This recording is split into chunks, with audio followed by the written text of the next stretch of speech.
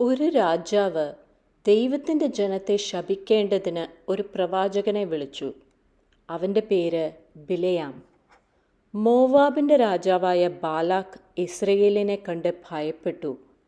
അതിനാൽ അവൻ ബിലെയാമിനോട് പറഞ്ഞു, വന്ന് ഈ ജനത്തെ ശപിക്കണമേ, അപ്പോൾ ഞാൻ നിന്നെ ബഹുമാനിക്കുകയും വലിയ പ്രതിഫലം കൊടുക്കുകയും ചെയ്യും.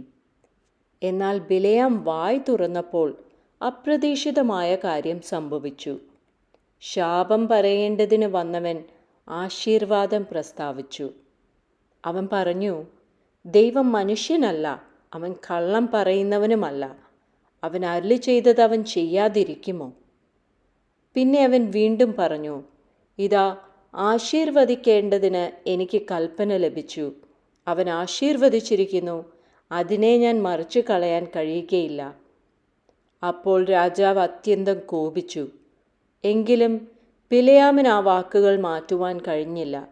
കാരണം ഒരു സത്യമുണ്ട്, ദൈവം ആശീർവദിച്ചതിനെ ആരും മറിച്ചു കളയാൻ കഴിയുകയില്ല.